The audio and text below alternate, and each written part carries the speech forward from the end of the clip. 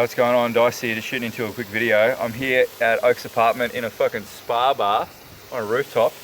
My mate's hired out a fucking resort for a couple of nights because he's celebrating his birthday. Young gun's turned 21. Not so fucking young anymore. Anyway, I thought I'd utilize this opportunity because everyone's fucking drunk and there's a lot of alcohol everywhere to sort of explain some of the things that really help me and some of the tips and tricks to fucking stay or start becoming sober whilst you've got a lot of friends that like drinking alcohol. So the first one is to re-engage with the why. Okay, why do you want to be sober, or why do you want to continue to be sober? So you want to write down these things on a piece of paper. Okay, everyone's going to have different reasons why, but some of the top ones are usually health. Like you want to fucking reduce your weight, or you want to fucking be able to breathe better, you want to fucking be able to think better, your mental health's better, you want to clean up your skin, you want to look younger because alcohol makes you age faster, you might want to have the ability to fucking structure your thoughts better so that you can either go for a promotion, you might want to fucking start a business, you might want to you might be doing it for religious reasons. There's many fucking reasons, but whatever it means to you, whatever reasons that you come up with, you want to write those things down on a bit of paper and reflect on them from time to time, especially when you're about to get into a situation where there is a lot of alcohol, or you're with your friends that are fucking drinking. So yeah, I'm sitting here, I'm drinking fucking OJ, having a good one. I had a couple of kombuchas earlier. Oh fucking kombuchas, holy shit.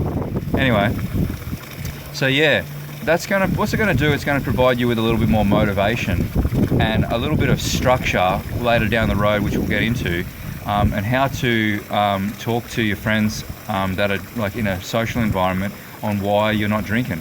Okay.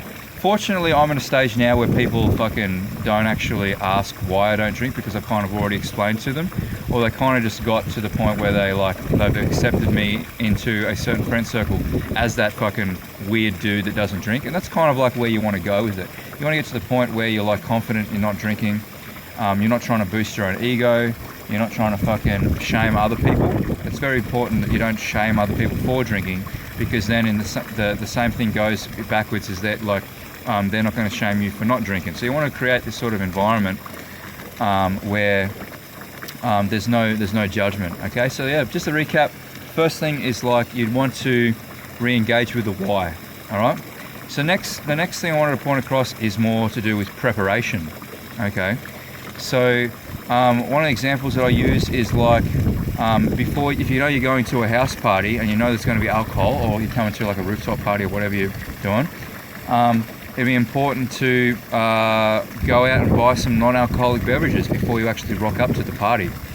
And then that way you've actually got like when you rock up, you're not reliant on the other people to provide you with something to drink, because typically everything that's fucking available has got alcohol in it. And because you've actually paid money, there's a good chance that you're going to fucking drink it. So you're going to drink that non-alcoholic beverage that you bought from Night Owl or fucking some 24 station or fucking Servo. It doesn't really matter. Okay. So that's definitely a good start, having sort of like some sort of preparation to be able to. All my friends are coming up. What's going on? Nah, it's just me. All right, I'll see you out. So yeah, what was I saying? Preparation. So yeah, having non-alcoholic drinks prepared. Another thing is, I wouldn't recommend this when you first start out and when you first start out and you haven't really been to any house parties or been out to the clubs or pubs straight away. But if you reckon that you've been about 4 to 6 weeks and you haven't drank any alcohol and you've been to a couple of parties and that sort of stuff, it'd be okay for you to drive. Like, so now you've got another reason to put on top that you can't drink, because you want to drive home and you care about your like that you're not going to have an accident, or even be able to be the designated driver and drive your friends to the pub or club or wherever the social gathering is going to be. So that sort of takes a little bit of responsibility on yourself, and also it reduces the judgment of your friends, because that sort of anxiety and judgment that you normally would get because like, oh fucking so and so is not drinking, is not there anymore, because it's understandable, because you're looking after your friends. So that's always good to have. So yeah, if there's anything that you can think of that's sort of like you can prepare yourself before you're going into a like a high risk environment where you're likely to drink, before you get there, do so, okay? And try and build some sort of habit so that when you get there, you know that you're not going to start drinking again. All right. The last one I wanted to talk about was sort of like dealing with the judgment of others and sort of like your objection handling skills. Like, how do you go about fucking going to a social environment or like a club and that, and dealing with those people that are like, fuck, why aren't you drinking? Like, what do you want to drink? Okay. So this sort of ties into what I said earlier, sort of like I'm writing some more shit down. You want to think about the top questions that people are most likely to ask when you're going out. So they're like, do you want to drink? Or why aren't you drinking? And it's like, just have a drink, okay? So those sort of things are most likely going to come up. So the first thing you're thinking of is, remember that a lot of it has got to do with how the person views himself. Everybody knows alcohol is not good for them, whether they're like, they're consciously aware of it, but because they don't have the balls to fucking stop drinking, or there's so much social proof that's going on and social acceptance with alcohol, they like the taste and they're addicted to it. They don't bother fucking, they never really crosses their mind. They don't see the fucking downsides to drinking, so they just do it. So what it's called success shaming. It's where somebody who's trying to step up and try and better their health, try and break free from the norms of other people and other like mainstream ideologies, when it doesn't compute with that person's way of thinking, their first knee-jerk reaction, their first go-to reaction per se, is to shame or like try and push that person back into the frame that they think is right, what computes with their head. All right. So having some sort of way to answer those questions. So that's the first thing. Like, just understanding that mindset. The next thing is like having a way to answer those questions when they do arise, and being prepared for them in advance, so that you don't have to think too hard about it when the time comes, because there's a lot of loud music, or there's a lot of, you might even be saying it to a stranger for the first time. Okay, because you might be having like you might be in a situation where you're having a back and forth with somebody that's new to the friend circle, and you're unsure about how you're going to be judged by that person. So examples that I use, for example, is like, so why aren't you drinking? It's like, so when you're first starting out, the best one to go about it is deflection. Okay, it's like, I'm actually driving tonight, or I've actually got to get up early in the morning.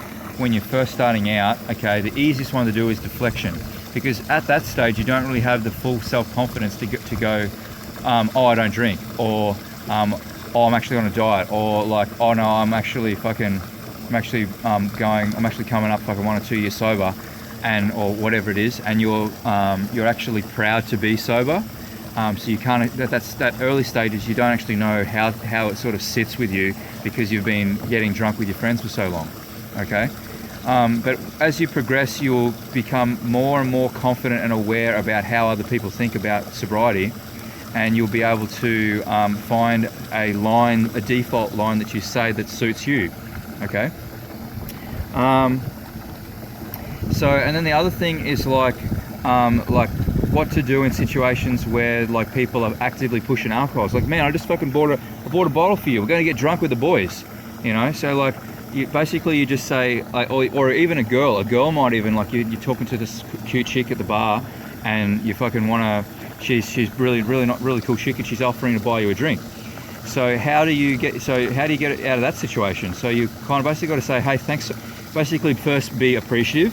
So like, thanks so much for the fucking offer. I really appreciate it. It's so kind of you that you would fucking think about me to buy a drink for me. However, I'm actually sober and I don't drink, or I actually got to drive tonight. Okay. And generally what's going to happen is there's going to be a follow-up probe. It's like, no, just have one drink. You can drink, because you can drink one drink and then drive. It's like, no, I prefer not to, but thanks so much. Okay, so you just want to have that neutral tonality. You don't want to attack the person, and you don't want to make the person feel bad about fucking drinking. Okay, because especially if you're trying to hook up with the bird that you're into, she is going to feel judged that she's drinking and you're not, and it's going to be a little bit of like she's going to feel sort of like, this guy's no longer on my level anymore. Okay, so you have to mitigate that. So yeah, you kind of go through those questions that I just said. Try and think of like some easy lines that you could say in advance, so that prepare it in advance, so that when it comes time that you have to say to somebody, oh, I don't drink for XYZ reasons, you've got reasons prepared. And yeah, that's about it. So yeah, if you got something out of this video, thanks so much for fucking listening. I'd like to do this as I'd like to help you guys out with more of these videos, and also eventually moving into one-on-one coaching. I'm just sort of starting out at the moment.